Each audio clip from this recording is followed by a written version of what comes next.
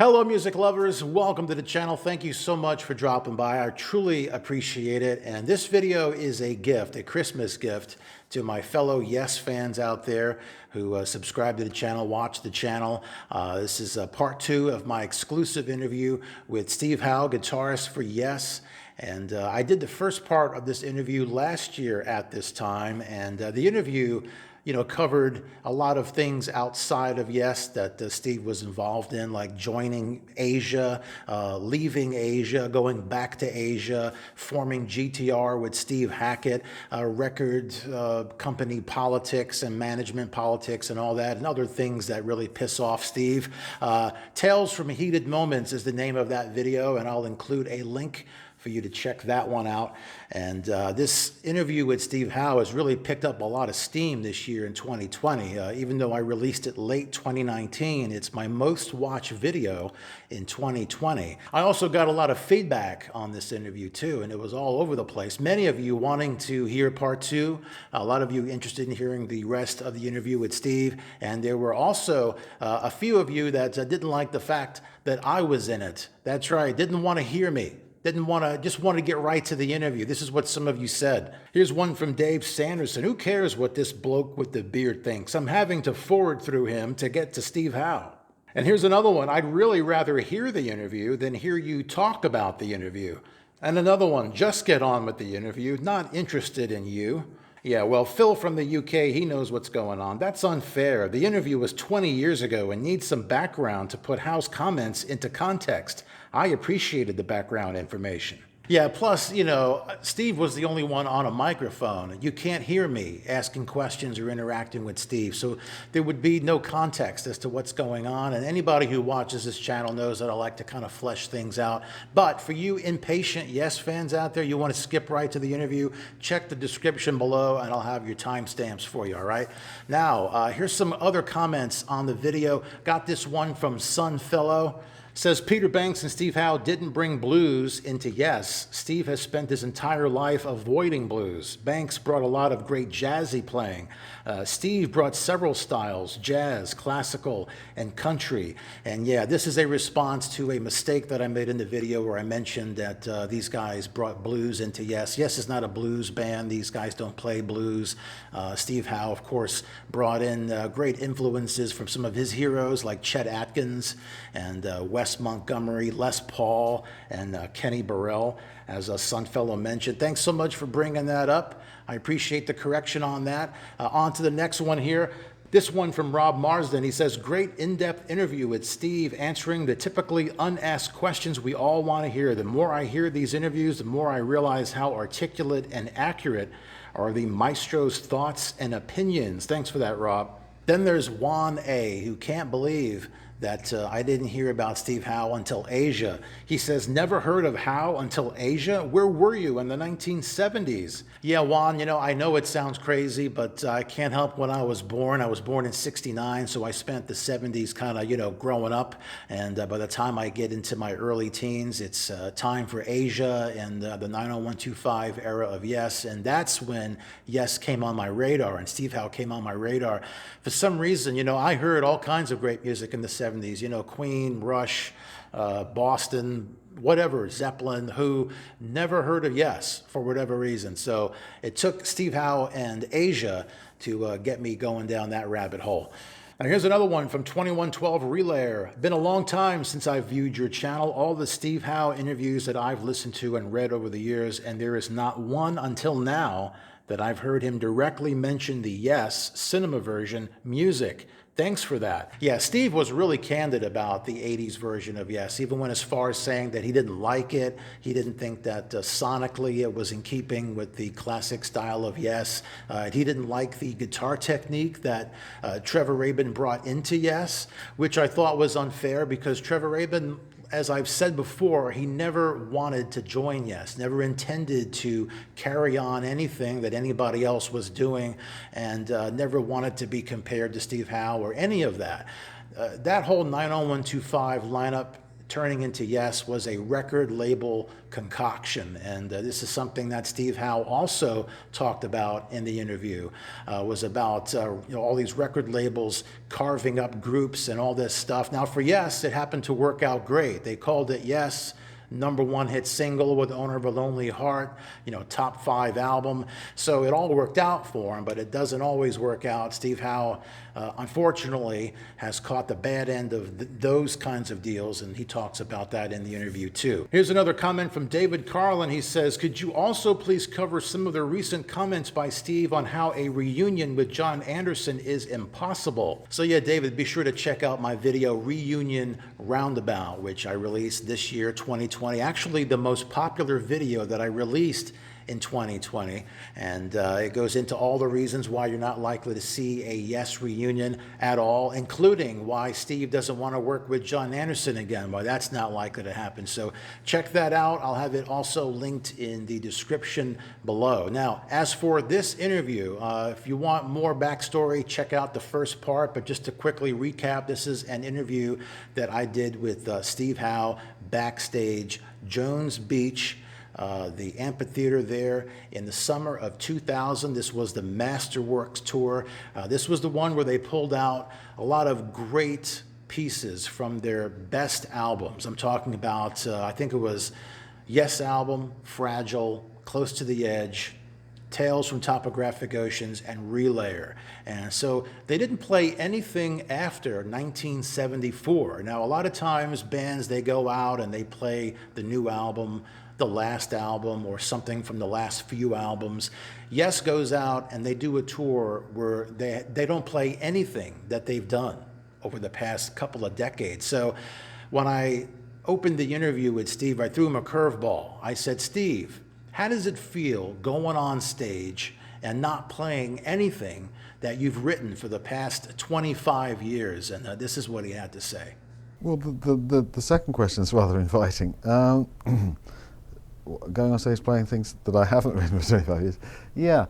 In a way, this idea, Masterworks, and the ideas that started it going between John and I suggested to John that we look at that material because it says more about Yes than the other material that we usually play. So this idea really just seemed an idea that wasn't as all that startling. Well, I mean, in a way it would have been quite startling if all we played was 20-minute pieces, but I think the way we've done it is that it incorporates other kind of classic pieces that we have that fit loosely under that idea, and a few maybe that even don't. So the idea's got a balance about it, and it's not totally heads down, stop everything.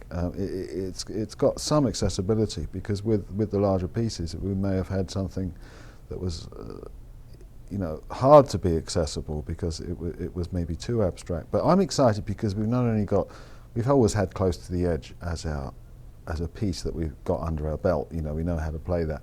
We've now got The Revealing Science of God and Awaken, because we've been playing those in the last 3 years, and now we've got Gates of Delirium and Ritual. So in a way, those pieces are gradually building up in our repertoire again, that we can play them. And so I guess that's the reason. But the fact that we wrote them a long time ago doesn't... Well, I mean, we've always played music from the 70s. It's always been a core element in our set list. But of course, last year we were doing The Ladder, so in a way it's quite refreshing. Last year we were doing The Ladder, which was a new album, and we were enjoying that, and now we're enjoying this. So it doesn't really interest me when something was written. Well, it does from the emotional point of view, but as far as changing the way I feel about it or changing my desire to play it, it doesn't really.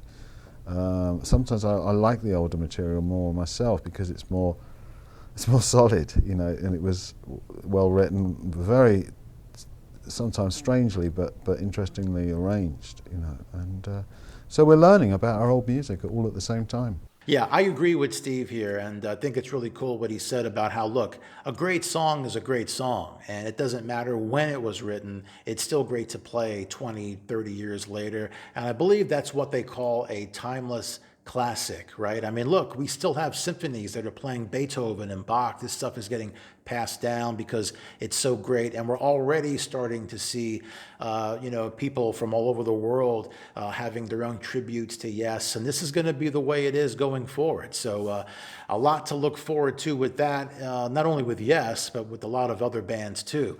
Now, one of the features of this Masterworks tour was not only playing songs that were, 25 years old, but, bringing out some songs that hadn't been played in 25 years, like Ritual.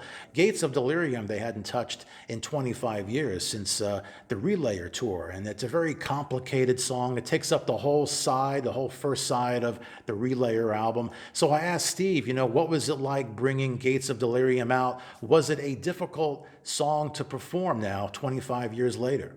It's difficult, but I mean, there's only some songs that really aren't difficult. You know what I mean? Like Maybe I Send Good People is like the ultimate. That's not difficult, right? Although when Yes played it in the 80s, they never played it quite the same. They never recreated the musicality that Chris and I do on our bass.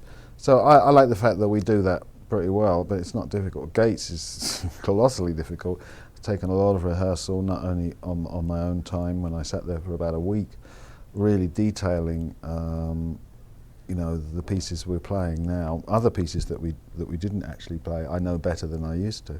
So, but these ones saw the light of day. So they're still very challenging. Yeah, there's a lot of there's a fair amount of clarity needed to play it. If you're not very clear, then you're not going to be too sure where you are at any one time, because some of it needs to be, well, with me it needs to be, well, with all of us, it needs to be in our memory, not on a piece of paper with a chord chart, So besides the fact I don't play well, particularly when I've got bits of paper in front of me anyway, or I don't look at it. When I play well, I'm not looking at the piece of paper, because the notes sometimes help. Like they did a little bit with Gates. I had some notes that gave me to remember each time I come in with a particular theme, what key it's in, what's the first note, because the strange thing about Gates is sometimes it's the same theme but a different start note. And that was a bit boggling at the time. I thought, God, will I ever get this right? But I then realised the plot, that X amount of times it's played from the original position, and then it starts changing. So there were some times when even notes were necessary for me, and I rarely use them because, as I say, I don't play particularly. I might just have one chord sequence that's laying around somewhere in case I'm 3 chords in and I can't remember what the next chord is. But once I'm on stage, I can't bear anything like that. All right, so for this next part of the interview, we're going to have a little bit of trivia, okay? It's time for a trivia to the edge. See if you can figure this one out. What made Steve Howe say this in the interview? I don't think I'm happy to be in a group that's being dictated to by anybody. Okay, so what would make Steve say this? Who is dictating to Steve and the band? Was it A, record producers, B, fan polls, or C, lead singer John Anderson? The answer is B, fan polls. Yeah, so prior to the Masterworks tour, Yes put a poll on their website, Yes World, asking fans what songs they wanted to see Yes perform on the upcoming tour. And of course, Gates of Delirium was one of the songs that made the list, and it's one of the songs that they also played live, which we just talked about. And so I asked Steve, how much did the polls dictate what you guys actually played on the tour? And this is what he said. It certainly didn't dictate. I don't think I'm happy to be in a group that's being dictated to by anybody, let alone even our favourite people like our audience don't have the insight to, like we dreamed up this idea, we had the insight to do that, to go back at this time. But it wasn't, that was before we decided to have a poll to see what the most popular pieces were, which I think, some people did take rather literally at first, but then when the word spread that some of us were feeling that this was just, guideline, a great guideline to have, but not something that we could then obey or find that, that's all we're going to play is the first 7 songs on the list. I don't think that's what I heard. What I heard in my mind was they're the songs, that's the way the synchronicity has gone with the order of that. And I mean, calculations and analyzing numbers is very interesting, and that's what that was really about, and it so happened that, I did the same thing recently on my site where I asked about if I was going to play any acoustic music that was drawn from Yes, what pieces would you like to hear me play? That did the same thing. It gave me some order of where it was. They all picked the same piece I wanted to play anyway, but I still don't know whether I'm going to be able to do it. I mean, I haven't actually dreamed up the idea yet of the acoustic Yes music component in my next acoustic project that I'm releasing next year. It may happen, it may not. I mean, I hope it does, but there again, it might not. Now, since Yes was very open to playing stuff like Gates of Delirium and Ritual on this Masterworks tour, pulling songs out from the past that they hadn't played in a really long time, I asked Steve, is there any chance that maybe you'll play some material from the Drama album, the one that did not have John Anderson, the one from 1980 with Trevor Horn? Or how about the Anderson Bruford Wakeman Howe album that didn't have Chris Squire, that those guys put out, I believe it was in 1989. I asked him if there was any possibility of Yes performing any of that material, and this is what he said. Well, John's much broader thinking and doesn't. He's not against playing something from Drama if there was another set list, another time we were doing. And I love Drama very much, and I know a lot of Yes fans who happen to feel the same way. But with ABWH, of course, that's also a hybrid. It's almost like it is like another kind of Yes, I guess, and sort of the unofficial Yes at that moment in time. So I guess Drama was the last of those 70s albums, and it definitely has a continuity, or some of the continuity that one would hope for and expect. And Anderson Bruford Wakeman Howe was in some ways quite adventurously recorded, and has a particular use of what we did, and it's quite a lot of work went on in that, and I guess there's a lot of my music and my songs in it too, so I feel very close to it, although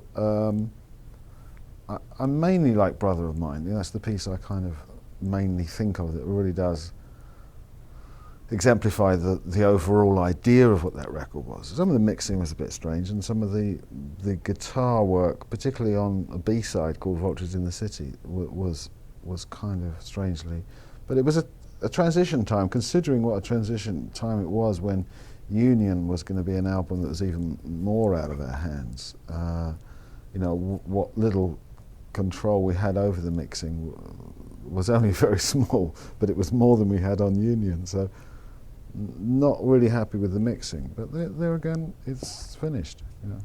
So you heard Steve talk about how, ABWH used a fair amount of his own material for that album. And of course, he's referring to the Homebrew series that had just recently been released. Homebrew was a series of CDs that came out, a lot of demos that Steve had been working on, woodshedding a lot of ideas. And it was interesting to hear these demos, because you're hearing these demos and you're hearing bits and pieces of future Yes material that would take these bits and pieces and flesh them out into full-fledged songs.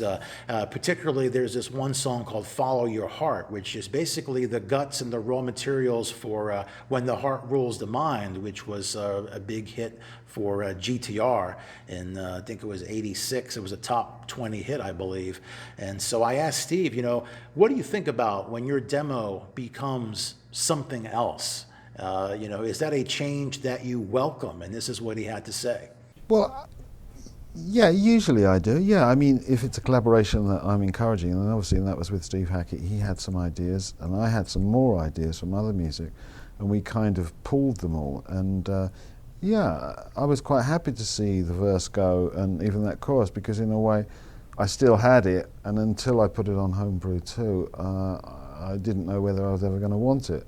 Funny enough, that one of those choruses, Follow Your Heart chorus, was something Trevor Horn said to me one day when he heard it, that he really liked it. And I thought, there was more potential in that. But I suppose that's what Homebrew's partly about, is not only exciting developments in the music. In other words, knowing that what we really did with Follow Your Heart was take all those instrumental bits and also the Follow Your Heart, you know, da da da da, follow your heart, that bit, that came from my song as well. So it was like, yeah, Steve and I happily collaborated, and at that time you're pleased to see one bit go, but it doesn't go, you know, I mean, it just goes from that version. And if I hadn't released Homebrew 2, then it might still be one day on my mind to use it, because it's like, I suppose I don't like wasting anything, you know, I don't think it's particularly, you know, I try not to waste my creativity or my, well, you know, waste my time. So, so music, you know, I like to have a stockpile of music, and so it could have become a stockpile. So no, I'm quite happy when collaborations evolve like that. And the other thing I was trying to say was that sometimes, like in that example as well, there's also a different piece, like Masquerade, if anybody has noticed, has got some other bits of music in it which really are good, you know. And I'm really going to play it like Homebrew 2 now, when I play it on stage this year, when I do my solo show. I'm most probably going to play it more like that version, because there's more music in it, and there's more, it goes to more places, which I only compromised really to make it simpler and shorter, to make it a short piece, you know, as opposed to, it's quite an elaborate piece. So yeah, I suppose it's that thing about stockpiling. I became a hoarder of my own music, you know, and because I do improvise a lot, I do sit with mini disc and play. I get loads of mini discs, I listen to them back, I chuck out a few ideas, I pull a few ideas, and then I wait till I need them. He's a bit like a squirrel, you know, it comes down from the tree, gets a few nuts, sticks them under the ground. And I guess I'm a sort of musical squirrel, you know, in that you know, and therefore when somebody wants something that's a bit over here, something a bit over here, you know, I've done music with my son Virgil and stuff with my son Dylan. So there's sort of like almost a swamp of different musical directions, even things I haven't finished yet with Paul Sutin and other collaborations. And I guess that makes me sound either crazily hell-bent on never finishing anything, or, you know, there's so many things unfinished, and that is a side to being as sort of versatile, you know, in a way, and that was something I wanted as well. So, you know, whether that's altogether good, I've always said that sometimes versatility takes you away from the thing you should be really doing, which is just playing the guitar. But a lot of guitarists who just did that, just play the guitar and keep their mouth shut, don't have a chance to contribute to the general direction or the thinking, you know.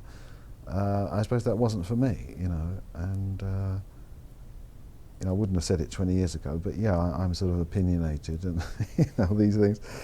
And I don't like to get my own way. I like to get what's best for the situation. Of course, when I'm, you know, doing things like Homebrew 2, I'm very freewheeling with everything, because it's, you know, I can mess with it any way I want. Now, the Homebrew 2 release also had a demo called Sun Carnival, which eventually became Bring Me to the Power, which was a track on the Keys to Ascension albums that came many years later. This was Steve's reintroduction into Yes after the Trevor Rabin years had ended. And this is Steve talking about that period. Yeah, it has got quite a lot to do with the Keys time, because that was a strange time when I was suddenly back in Yes. I didn't exactly anticipate that, and therefore I was just going about my jolly way, and the phone rang, and so the music I put into Keys 1 and 2 was, I mean, I've always been able to say to the guys, you know, oh, I've got an idea, this is it, sort of thing, you know. Sometimes, you know, you just got a riff and you just need to play the riff, but if you want to play a piece of music, then it's pretty handy if you can play it to somebody, because instead of, I think what I found very difficult when I was young was I had this idea about my music and nobody ever seemed to hear it, you know what I mean, because I heard it about what I wanted to do with, say, a tune, so I'd play them a tune on the guitar and they'd look at me sheepishly going, well, that's got a lot of chords in it, are you going to sing it? And all this stuff would happen, and before I knew it, when I started recording, then I could start to, you know, think that I could then present my music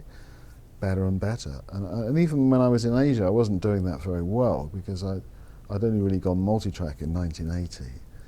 So by the time the mid-80s came along, I was getting better at making music. All right, so at this point we began wrapping up the interview, and I started asking Steve about the future, you know, what he had planned solo and also with Yes, particularly the Homebrew series. At that point it was up to #2, and looking back on it now, 20 years later, we're up to #6 now, and I asked him if there was going to be a #3, and this is what he said. Yeah, it isn't so much that, you know, I'm scraping somewhere to find it, but I've actually got a batch of ideas that kind of fit into that scheme, and also things that are like literally homebrew, if you like, more pieces that are fit into that category directly.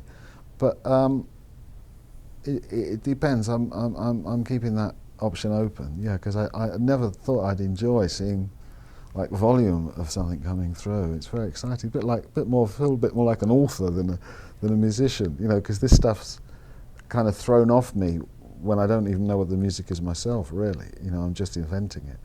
And I guess I like the idea that Les Paul, Chet Atkins, those kind of guitarists did this kind of thing as well. They actually released the music they made in their home studios as their actual music. So it's kind of showing me that in some of the instrumental pieces, particularly the very guitaristic ones with a guitar or maybe 3, that's when I think, although I'm not playing like Chet or Les, basically I've found the same freedom, you know, in my studio. Now, in terms of his solo career, Steve did mention that he was going to be doing a solo tour after the Masterworks stuff wrapped up with Yes. Let me know if you happened to catch that Steve solo tour. I guess it would have been in late 2000. I also asked him about his next solo album, and this is what he had to say about that. Yeah, next year I'm releasing an acoustic record, and that's going to have solos, duets on different styles of guitar, and it's going to be, you know, finally tuned because it's all acoustic. It's the first album I've ever done all acoustic. So I'm halfway through it at the moment. Before this tour I recorded half of it. And hopefully over the course of the rest of the year I'll find the other half quite easily. So that's been like a pipe dream, you know. It finally came along. You know, my label said, we'd like you to do that album. So, you know, that to me is pretty big. Because it ties in with why I'm doing the acoustic tour or the solo tour, because I need to flex the one-man possibility almost to the maximum, you know, so that what I'm present a few new tunes on this tour, which I usually do to some extent, but this time it will be new tunes about to come out, and you know, there'll be fireworks and the spaceship will come hurtling through the stage afterwards, and I'll disappear in a cloud of smoke and lots of theatrics and flashing lights. Actually, none of those things at all, because I loathe all those things. I quite like the respect that classical music demands of the show. Nothing. To me, lighting is everything. You know, lighting is a show to me in the visual sense. Everything above that is reasonably superfluous, particularly strobe lighting, which I find. But you know, Yes is a hodgepodge of different people's ideas, and it needs to have most probably a cross-section of just about everything in the world, plus the kitchen sink, we say in England. Now, as for Yes and what they had planned after the Masterworks tour was wrapped up, Steve was a bit guarded on the details. He mentioned that they were working on something special. And of course, 20 years on now, looking back on it, he was talking about the band working with an orchestra. And that's exactly what they did on the next album, Magnification, which came out the following September. That was also the last album that featured John Anderson. They wouldn't put out another album for 10 more years, 2011's Fly From Here. So I asked Steve about the upcoming Yes album, and this is what he said. There are, yeah. We've got some very good plans for next year. We're going to take a lot of this year off and do our own things. That after, you know, this era, the ladder, and then this sort of very, I think the word's posthumous or something, very, you know, quite revered concept of playing bigger pieces more. And I guess that's given us an idea that what we do next has a certain importance about it, that we've got to think through things, we've got to sift through things, we've got to come up with, well, we have an idea, which I can't tell you about, we have ideas for some things that most probably will hold water and will work next year. So until then, I don't know how much we're saying about anything, if anything at all, really. We're just saying that there's going to be time for me to tour and for John and all the band to reassess the situation, what they're up to, hopefully get all our lives in order. We've been more or less on the road for 3 years, and we've been making records abroad, in different countries, alien from all of us. So it's been a very hectic time, and we need to just mellow out, on Yes. So, I would predict that there'll be something, that we're shaping that's, something unlike anything we've really done before.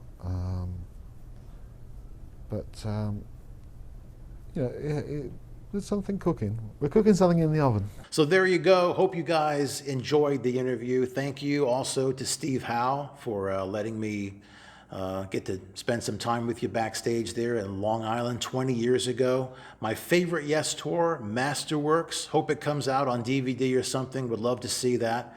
And, brings back lots of memories of a time when the band was seemingly, genuinely on the same page. 8 years later, John was out of the band, and if you want to hear the rest of it, you can check out one of my many videos where I talk about Yes. You can check out the State of the Onion, which I did actually, I think it was in late 2019. And of course, don't forget to check out the reunion runaround. Links for this stuff you can check out in the description below. Also, let me know, what's your favorite Steve Howe solo album? I know for me, I'm a big fan of Turbulence from 1991. It's got Bruford on drums. Really enjoyed that album. Also, Not Necessarily Acoustic, which is a live album, so it's got a lot of great stuff across his career. Also, be sure to check out some of Steve's 2020 releases. He put out a new solo album recently called Love Is, and also an autobiography,